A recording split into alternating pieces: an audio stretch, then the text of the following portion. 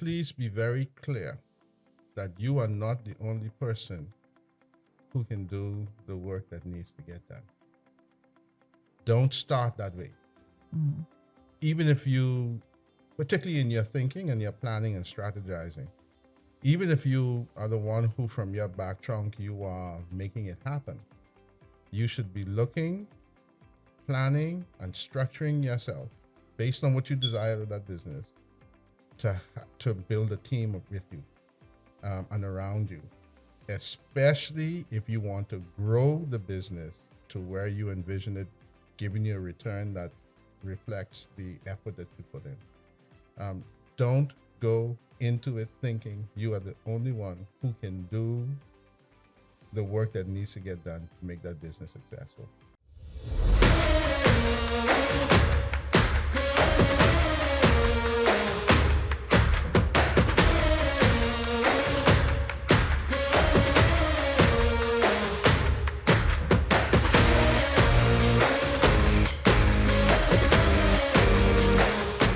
Welcome to StorWealth Conversations, Unlocking Financial Freedom, the podcast that delivers practical tools, timeless wisdom, and honest conversations to help you take control of your financial future.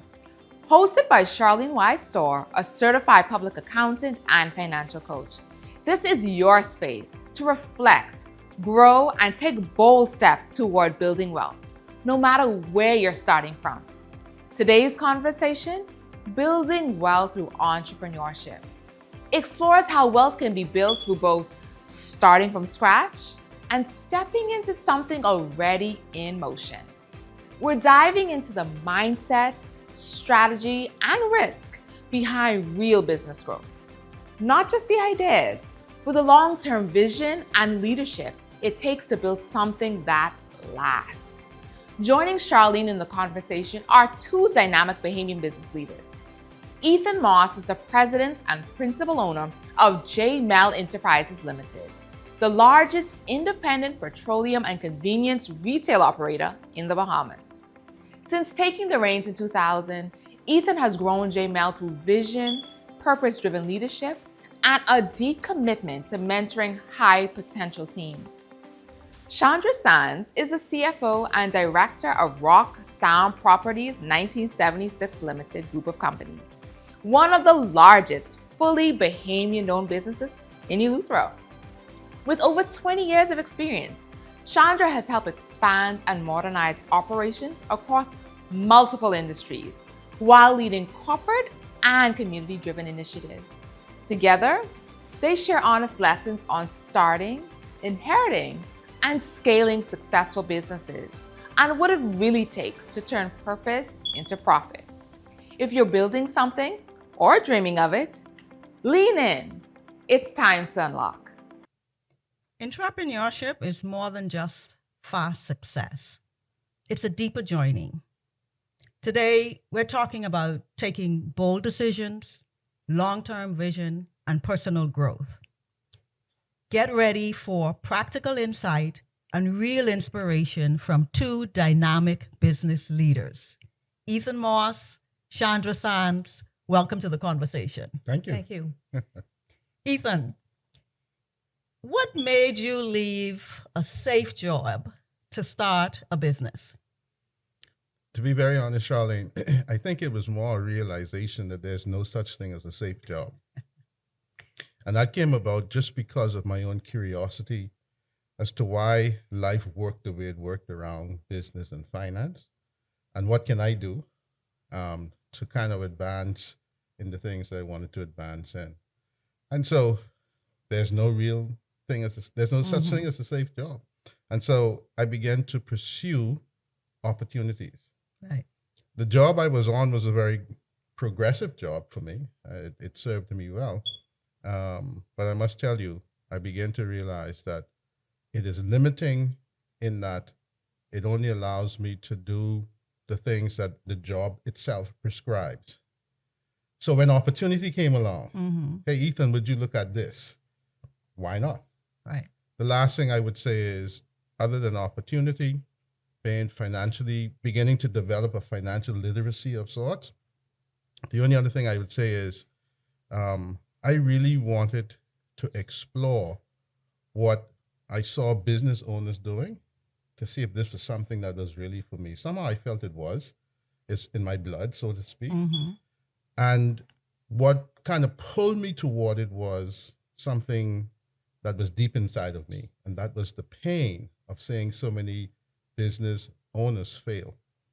Seeing what not having resources can do to families and to people who are important to you. I know you're in the retail petroleum space.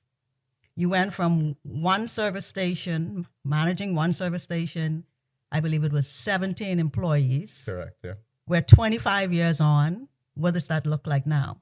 Wow, we have the wonderful privilege to operate, manage, franchise 9 locations.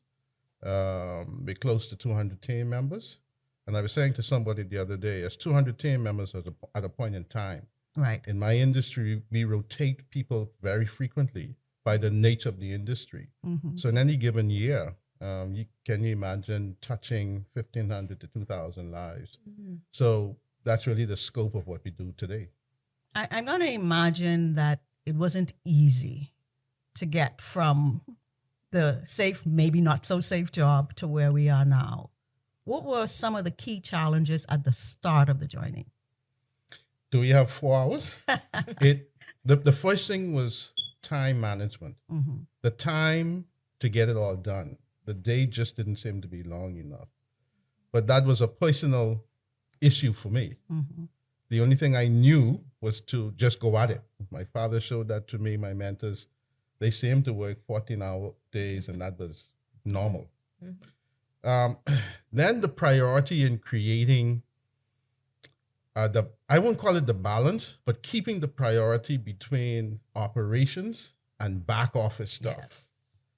Which is, if we're going to talk about entrepreneurship and be true to what entrepreneurship looks like quite often, it's that balance. Yeah. Like, let me correct myself. It's creating the priority of both. Yeah. Mm-hmm. That was a huge learning curve for me in the beginning. And by the way, I trained in accounting. I went to school to do accounting. And the thing that fell apart most while I was being very productive, making sure we got product in the ground and met customers' needs, the thing that got neglected the most was the back office accounting work. Mm-hmm. You speak in my language. You know, my favorite expression is know your numbers. Know your numbers, that's right. And talking about know your numbers, Chandra, CFO of Roxanne Properties, I know your journey looks slightly different from Ethan's in that the business that you operate now was started by your father. How old were you at the time? I was 7. 7. I was 7 when Mom and Dad started the business, 1976. You're dating yourself, you know that, right? Yes, yeah. I am. Yes, I am. Yes, I am. But I was 7. You don't look it. Well, thank you. Thank you for the compliment. But Charlene, firstly, I want to thank you. Thank you for inviting us onto this podcast. And I wish you God's richest blessings as you've published your book, and as it's gone on sale. I wish you God's continued grace and mercy. Thank you. But true entrepreneurship is in my DNA. It started a long time ago. My great-grandparents were entrepreneurs. My grandparents were entrepreneurs, and then my parents started the business back in 1976. I was a little girl, and I started at the bottom. My first job was cleaning the bathrooms, part of the janitorial team. That was my first job. Yes. But it's taught me a sense of humility, to be humble. It taught me the importance of putting God first. My grandmother had a motel, and I remember us getting up at 5 o'clock in the morning and praying. She would teach us to pray before we went to the motel and the restaurant, and she cooked breakfast, and then we would make beds and so on. But having grown up in a business, it teaches you to learn the business from the ground up. Mm-hmm. And I can relate to so many things that Ethan talks about, that balance, trying to find that balance between operations and, yes, I'm in accounting too, but I am guilty of that too, because you want to get the product on the shelves. You want to make sure you're servicing the customers. But it's so important to keep on top of those numbers. That's important. Now, I note you said you grew up around entrepreneurship, Mhm. your grandparents, your parents. Talk to me about the challenges when this thing actually now sits in your lap, on your shoulders. What were the challenges in the handover? My dad, our father, passed 20 years ago next week. And the biggest challenge was he left huge shoes to fill. Yeah. He left footprints in the sands of time, and those footprints are large. He was short in stature, but he left huge footprints. And there was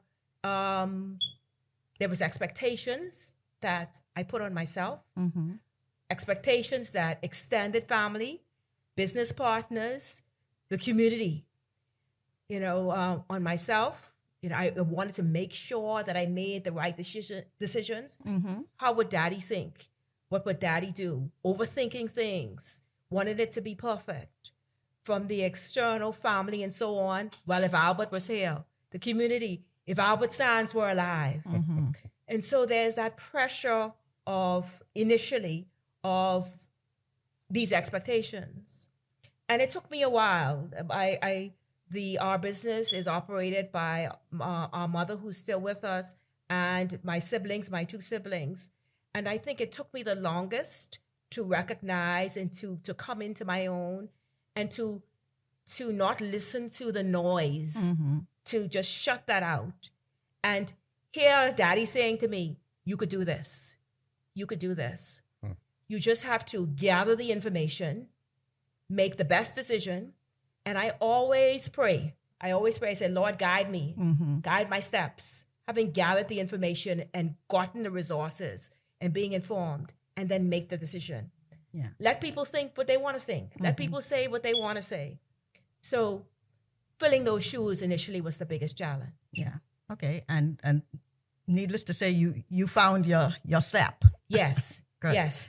I've learned that I too will be making my footprints in the sand of time. I will make my own steps. I make mistakes. So did daddy. Yes. He made a plenty. and so am I. I make mistakes. But you learn it's a lesson on life's journey. Yeah. A lesson on the road to success. It's not really a mistake. You just learned how not to do something. Let's talk about that. For the entrepreneur who may be in a bit of a challenge, either of you or both of you, tell us perhaps a mistake or false step that you made, or looking back, maybe I shouldn't have done it that way, how you recovered from it, what you learned from it. If I can, the first thing I will say, just to get into the thinking of those listening, is this: manage the business or it will manage you. If you remember that, then what I believe it will help you to do is to focus on the kinds of things entrepreneurs get wrong anyhow. Right. So for me, like I said, just to continue the conversation, I knew I was there most of the time in the business in the beginning and getting it started. So I pretty much figured I knew what was going on.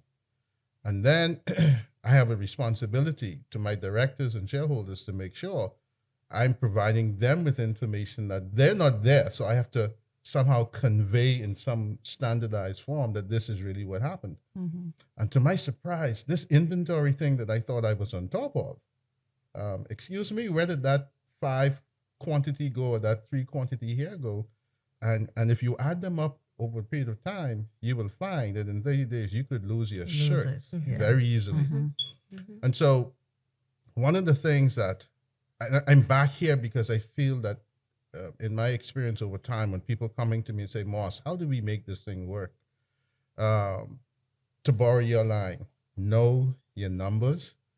And the key is to know it in enough time that you're able to make a decision that either helps to correct a problem or to actually do more of what you're doing because you're doing it well. Right. Because knowing the numbers helps you to do both.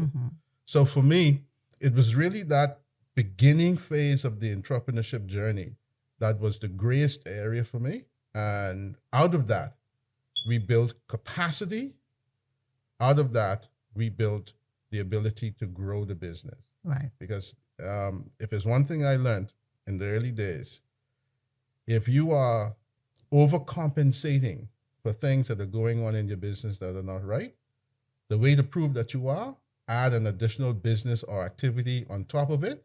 And all of a sudden now, you don't just have one problem. You have one problem to the stretched power yourself, of two or yes. to the power of three. Mm-hmm. And so it exposes the real weaknesses in your system. All right. And for you, Chandra? Charlene, I think trying to satisfy everyone, Mm-hmm. trying to satisfy, everyone, your entire team. You can't satisfy everyone. You determine, you listen. You want to listen to your team. You want to get their input. But you have to make decisions having garnered all of the information. And not everybody will be happy. Not everybody will be happy with the decisions that you make. But at the end of the day, you're in possession of certain information that not everybody is in possession of. Mm-hmm. And you have to make decisions that are in the best interest of them. They may not see it now, but of them and of the business, and of its continuity. Mm-hmm. And so learning to not be persuaded or distracted by the noise in the market, so to speak, listening, being receptive, but gathering all the information and then making decisions. Making the decisions. Now, you mentioned a board. You mentioned your mother and your siblings. They're my board. Yes, exactly. They're my board. So, for the person who has investors or other shareholders, how important is that communication, and how do you keep that dynamic going, let's say, even when you may not agree on a way forward, or how do you come to those decisions when you're not just accountable to yourself?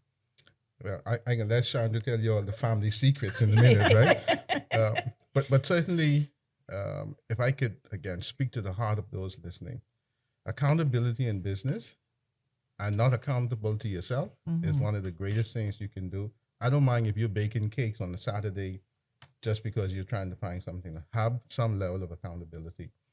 And it's only accountability when you actually submit to it. Yes. So I had to learn very quickly, Ethan, you have to have the reports ready. Mm-hmm. And we have a discipline at our board level every month. There is reporting to the board members. Nowadays, we could go longer than a month, but it's very rare that we do. But that accountability. And here's what helps to protect me in the business with my team. My team knows that I'm accountable to others outside of myself. Yeah. So there's an understanding that we have to help the boss, so to speak, make sure that he's prepared to represent what's going on in the organization to those he's accountable to. It is perhaps the single most important thing that allowed us to grow, the accountability to those who can look you in your face, whether they like you or not, but tell you the truth, right? And I'll share this if it's okay. I'll never forget the day when one of my board members said directly to me, and I'll just say it, looked me in the face and said directly to me, Ethan, you're the problem. I'm happy you can laugh at it now. No, it's. I laugh and I celebrate it because it was one of the greatest turning points in our organization. And he wasn't being mean. He was just saying you're the problem, because I was finding every excuse not to get things done. And it's the trap of the entrepreneurial spirit. You think you could do it all yourself. Yeah. Yes. Right. You think you could do it all yourself. I mean, Chandra makes a brilliant point. If this is not about pleasing people. It's about deploying people, but making sure that they are deployed around a vision. And so my expression nowadays is, we can stay on vision. Yeah. Those who going with us, gotta stay on course. let's go. Yeah. Right. But that accountability to the board brought that out of me. Yeah. It helped to guide. And by the way, in the huge corporate world, we call it fancy terms like governance, right? Yes. Corporate governance. And those are nice words. When practical application, all it means is be accountable. Yeah. If you're going to have this done by this day, say you are. If you can't, don't let it be a surprise to your board. Yeah. Listen, Yes. we've got a problem. Yeah. We may Yes. need to delay or stuff Yes. like that. Mhm. Stop because I'll keep talking. Yeah. Yes. And so, yes, I'm in a family business. We have a structure, a legal structure, where I have two siblings, Thomas and Crystal, and our mother. And we are equal and joint owners of the company. All our companies are incorporated. And so we have structure. And so they are my board. I have to report to them. My sister, she is a lawyer here in the Capitol. Our business is in Eleuthera, but still she's asking me, Chandra, what's the state of this? What's happening here? And she knows that that the reports will come to her for her review and her comments. Right. And we have been in business. I am pleased to say, and I'm blessed that we began our 49th year on June 1st Congratulations. of this year. Thank you so much. Thank you so much. And over those 49 years, we have always had an accounting service where every year we have an accounting review or an audit. And so it's no different. And Charlene, you know, I remember my dad worked up to the very end. He got ill, and he worked to the very end. But I remember he was ill when we were 20 years ago, when we were about to do an inventory count, because one of our businesses is a supermarket. Right. And he said, Chandra, this is the first time in 29 years that I won't be a part of the count. But accounting is something, and being accountable is something that was ingrained in us. So I'm used to it. But like Ethan, sometimes you're in operations and you're trying to get this and that done, but the pressure is on me. Thomas, he's on me.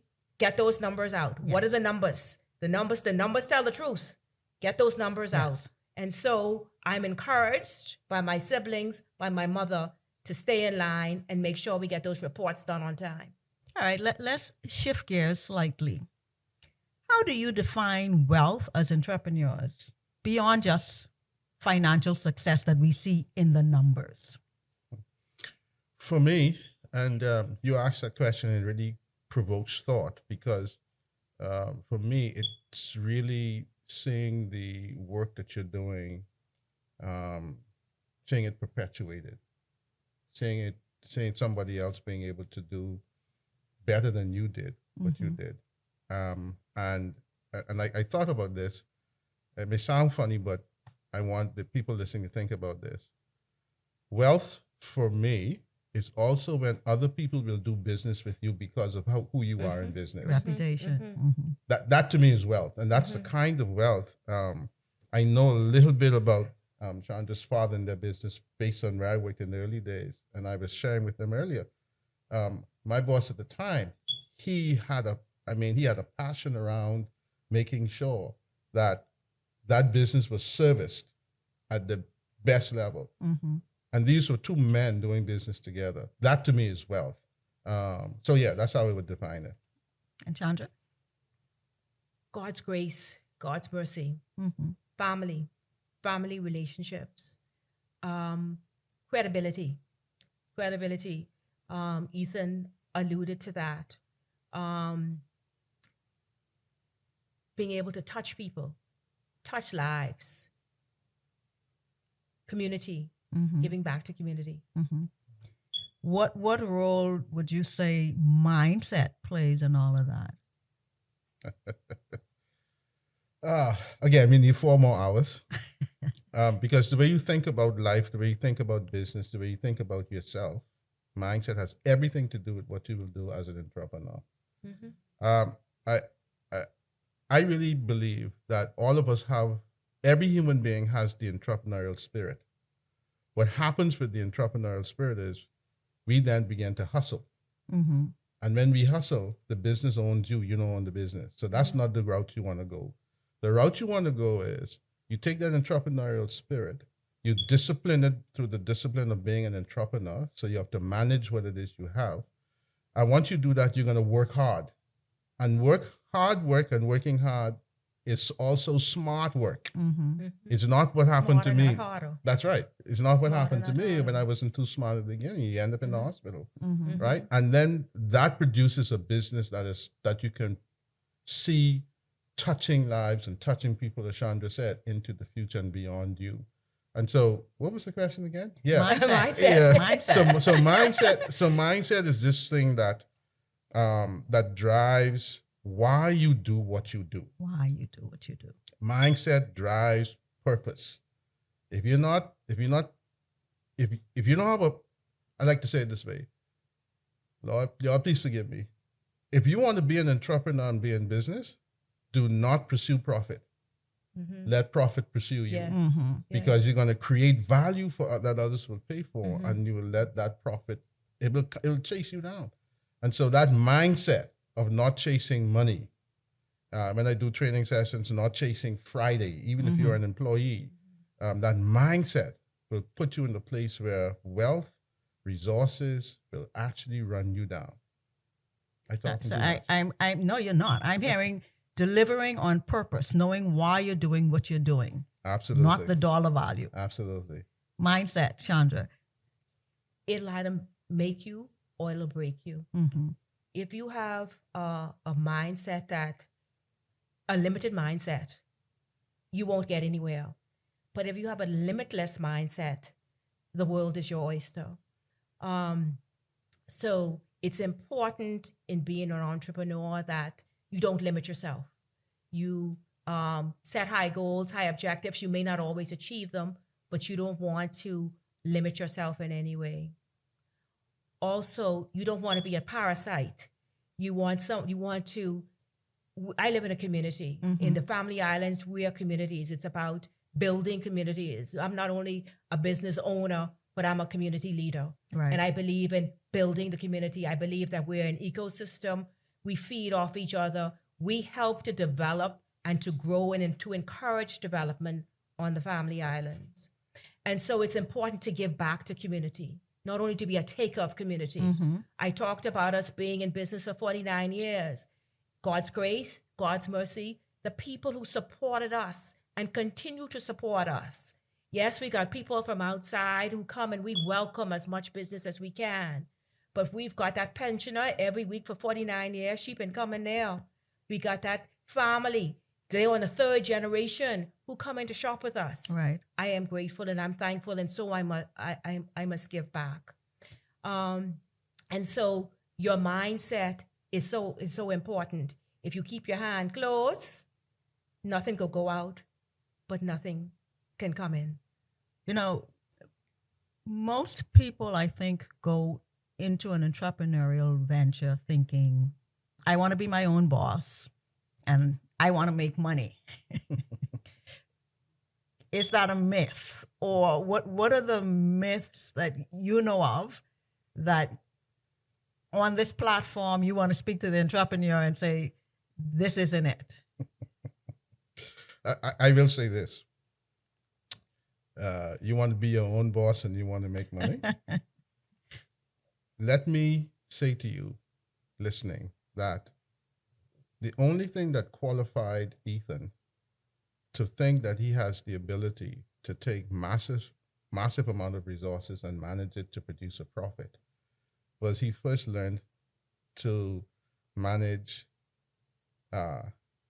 his paycheck while working for somebody else. And the myth of the $1 million, I call it the $1 million journey, right? Most people, I want to make $1 million. My advice is make sure you can manage $10 first. Yeah. Yes. Take the lessons that parents taught you, that we in turn teach our children, and make sure you can manage $10 first. And so my journey began not because I had money, but because I had no debt. And not that debt is a bad thing. Any debt that I had, I managed it. My first debt was a credit card as a college student, but no credit card company will ever tell you I paid interest on that credit card. Right? It's just small things like that of financial literacy that you need to pay attention to. And again, I go back to a comment I made earlier. If the burden of life causes you to recognize that, boy, my finances are not in order, I'm making a paycheck and everything is going out the door, then come see StorWealth and do one of the sessions. And it's a shameless plug, but Yeah. know your numbers, right? Certainly, it's my life work, my Because mission. what you don't manage will Yeah. be taken away from you. Yeah. So financial discipline, Mm-hmm. but also I think there is a misconception of it's going to happen automatically. Yeah. I'm going to get that $1 million Mm-hmm. right away. Yeah. It's like a microwave. Yeah. You put it in and you it heat it up. Yeah. Mm-hmm. Blood, quite. sweat, and tears. You got to be in this for the long term. It's a long-term financial and personal investment. Yeah. It doesn't come overnight. People see the glitz and the glimmer. They see Ethan. Mhm. Ethan has 200 employees. Ethan has 9 stations in Nassau and in the Family Islands. But they don't know the sacrifice. The journey. Yeah. They don't know the sleepless nights. They don't know. They don't think of, not they, many people don't think about it. And so I encourage persons who are inclined to follow this journey. And it's a wonderful journey because the rewards are great. Yep. But you got to be prepared. You got to be prepared to put your shoulder in there. And I'm going to assume you don't go from 1 station to 9 and a supermarket to multiple businesses without reinvesting in the business. How do you balance using that wealth for yourself and redeveloping or ongoing development within the business? What's the balance that you would say to the entrepreneur who has visions of not just starting something, but taking it to a larger operation? Yeah, my view is you've got to know why you went into business in the first place. What happens is a lot of us with the entrepreneurial spirit want to be entrepreneurs. We have an idea. And then once the momentum of that idea to get it to market takes you, overwhelms you in a lot of cases, you forget why you went in business in the first place. And then it becomes a pursuit of activity. You're just doing everything to get it done, to make ends meet, to pay your bills, and to try and make a little bit of profit. And you forget why you went in the first place. I am very clear that money will not master me because I did not go into business to be this person who is just hoarding money.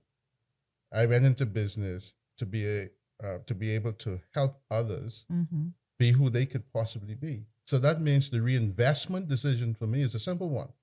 When it comes, for instance, with my team, to providing opportunities for training and growth and development, there's a segment of what we make that goes directly into that, and that's no burden on the business.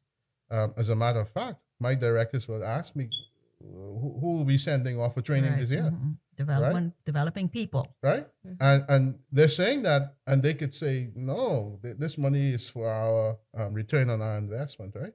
So you have to remain clear. So, and then because the work that I do is a projection of who I am, and Teresa and I made the decision we're going to live simply. That doesn't mean that we don't appreciate what God is doing in and through our lives, the resources He's allowing us to manage. But we look at the number and we say, okay, some of that goes to help this, some of that goes there, etc. And the only thing is, I must be honest, I tell my sons that the money belongs to Teresa and I, not them. They got to go with it. But the point I'm making is be very clear that when you begin to make or get a return on your investment, be very clear who you are, why you went into the thing in the first instance, because you will be held accountable. God Himself will ask you, what have you done with what I gave you or allowed you to manage? And that's for me is how I think about redistribution of wealth. Yeah, I agree with that. We want the business should pay you a salary. It should, and you have to be. It's important that you take care of your family. That's important. You got to find that balance because sometimes and in a retail business in particular, there's a lot of coming in, and people get confused with the amount of revenue intake versus profit. That's correct. That is correct, right? Help us, Lord. And so that I can tell you that. So you have to have, Charlene, and you love this, the financial structure. You got to have financial structure so you know what your bottom line is, and you know this is your salary, and I'm not taking out any beyond that salary. It's got to be clearly defined. It's important to reinvest in your business, in the tangible structures, the assets, and so on, the physical assets, but also in building your team, building your people. And it's important to build. For me, it's a big thing because, again, I'm from the Family Islands. Touching lives in a positive way, helping as many young people as we can, building community. I knew this would happen.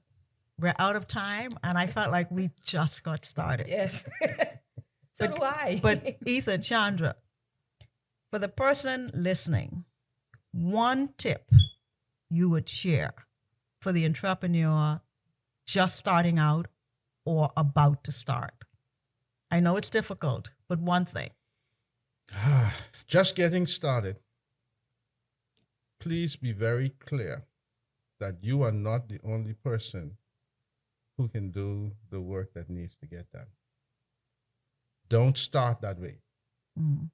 Even if you, particularly in your thinking and your planning and strategizing, even if you are the one who from your back trunk, you are making it happen, you should be looking, planning, and structuring yourself based on what you desire of that business to build a team with you and around you, especially if you want to grow the business to where you envision it giving you a return that reflects the effort that you put in.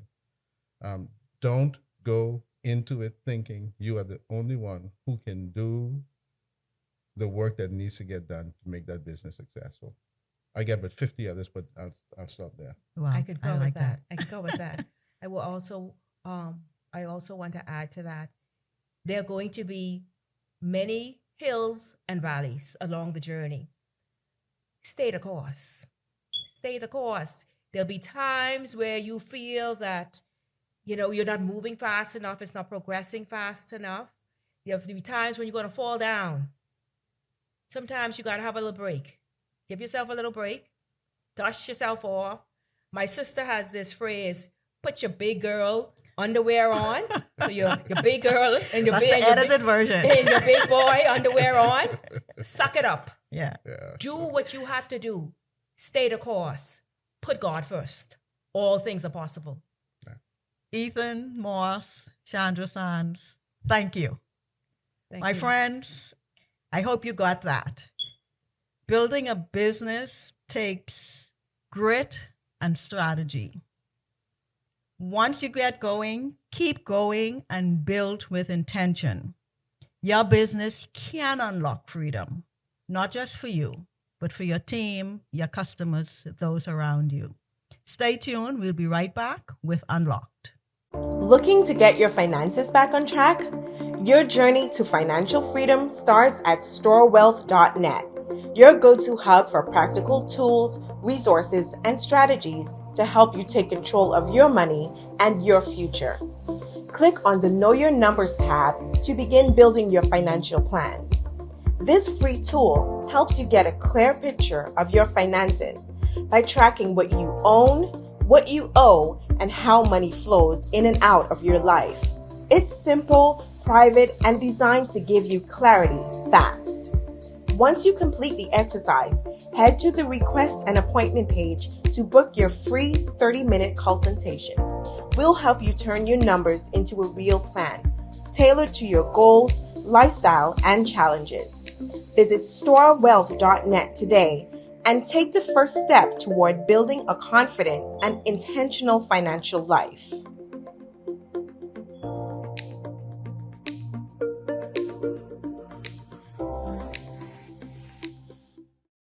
The one thing I learned is that it's never a one-step process. It's not what I did 2 years ago and it sticks.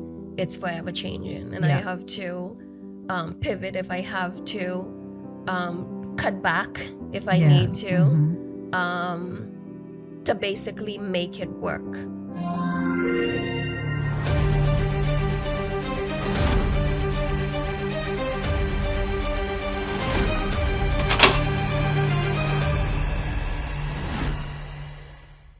to Unlocked on StorWealth Conversations.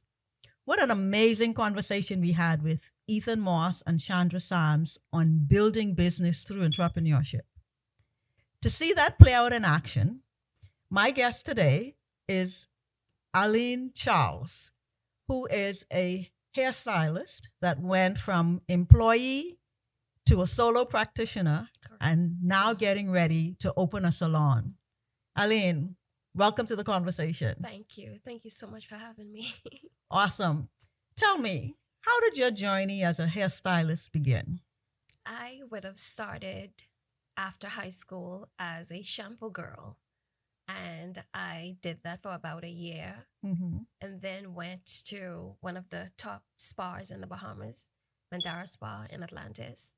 And I was there for about a while, meeting a lot of people from all walks of life. And it was fun, learned a lot, and then transitioned to the more local salons. Did that for a while, and then worked for myself, and then went back to being an employee, and now on my own. What were the challenges? What were the challenges you faced in that transition from being an employee to being a solo practitioner? Some of the challenges would have been managing everything on my own. I didn't have as an employee, you're just working and have the employer taking care of everything. You just show up and do hair. Yes, and do hair. Right. But working for myself, I had to take on a lot of those tasks, and then basically learning how to do it all from scratch. What would you say would have been the biggest challenge in the parts that you are now taking on that an employer would have been doing in the previously? I think managing my finances, definitely. Okay. Because I needed to have an inventory. I needed to make sure the lights, the rent is paid, and I needed to make sure my staff is paid as well.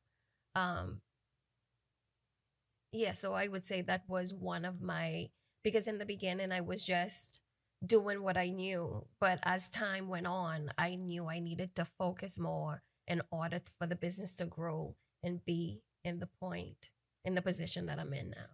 Interestingly enough, I remember when we first met, one of the conversations we had was around, I'm making a lot of money, but I can't see where it's going. Yes. What has You're right. shifted between then and now?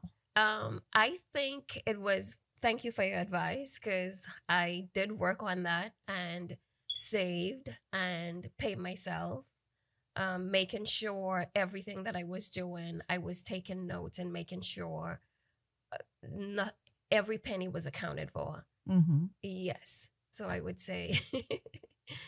Now, I know you shared that you are now planning to open a salon. Correct. So basically expanding. Expanding. Yeah. What drives that decision? What makes now the time to consider that? Because that's a big step. Yes. What's behind that? What's driving you in that? I would say definitely the way the clientele has grown over the years, and basically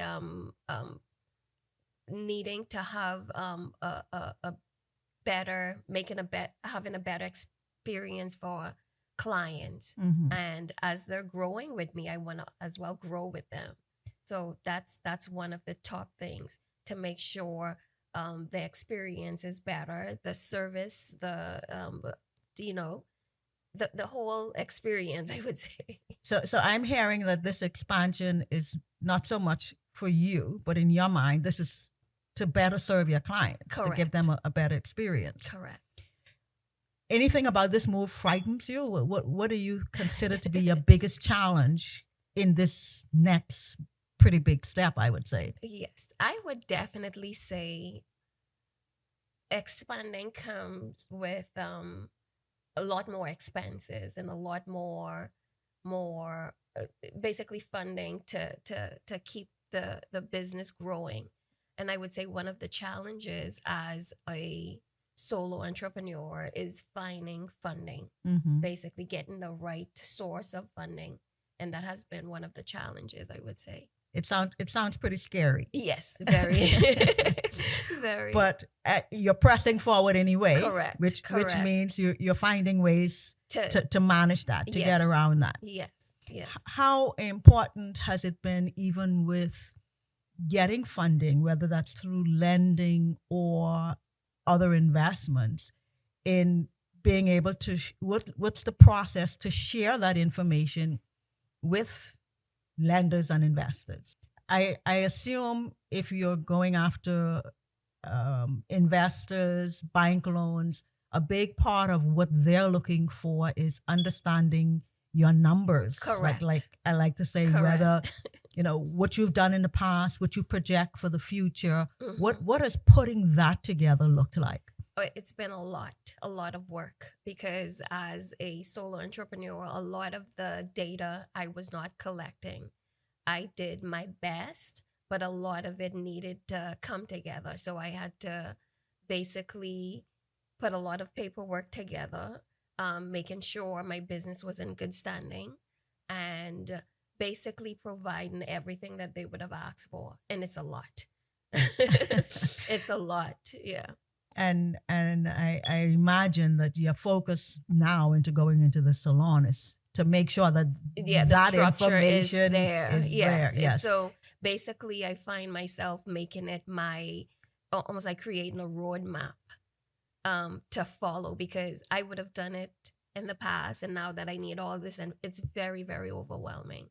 So now I'm to the point where I'm making sure something is created, and whenever I need something in the future, and it's there. Good. Yeah. How are you planning for this growth, financially, emotionally, logistically? What are some of the things that you have to pull together to make this happen? Well, I do know, reaching out to a lot of people financially, I would say, and kind of present the business to them. That part was a lot of planning and a lot of back and forth. And I would say emotionally, a lot of meditating, a lot of, calm down, it's going to be okay, and pray my way through it, I would say. And what was the other one?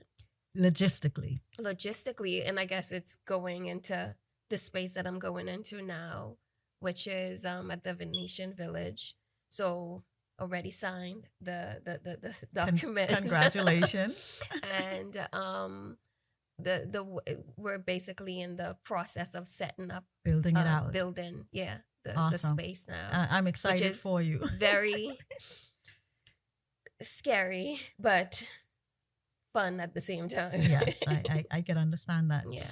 What's one thing you've learned about building wealth as an entrepreneur in your industry?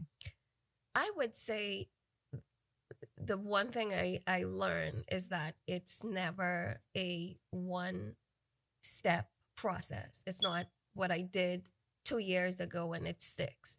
It's forever changing. And I have to pivot if I have to, cut back if I need to, to basically make it work. So the person who's looking to grow their business, correct, and thinking, how do I do this? What would be your recommendation to that person on how to manage the scaling from a small operation to, like in your case, a salon? Expand. Yes. Yeah. Well, definitely plan, I would say. Yeah. Definitely have to plan, be realistic about the plan, and know what the market needs. How the market is shifting. What to anticipate. Yes, correct. All right. Correct. Well, thank you, Aline. That was amazing. Everyone, if you're in this journey of entrepreneurship and considering how you move from perhaps a small operation into a larger one, our hope is that lessons learned from Aline, going from an employee to a solo practitioner and now opening a salon will help you on your journey. Thank you for watching. See you next time. You never thought you'd be here, counting every dollar, questioning every financial decision, wondering if things will ever be better. But what if this setback is setting you up for the greatest comeback of your life? In her powerful new book, Staging Your Financial Comeback, Keys to Recovering from a Financial Crisis, Charlene Storr offers not just advice, but hope, direction, and the confidence to rise again. Not every crisis is a financial crisis, but most crises will create a financial crisis. Through real-life stories and practical proven steps, this book guides you from overwhelm to ownership, from barely making it to building a life of financial freedom. This isn't just a book. It's your roadmap to financial stability, dignity, and peace. Available now wherever books are sold. To help you unlock your freedom with exclusive tools, visit StorWealth.net. Your comeback starts now.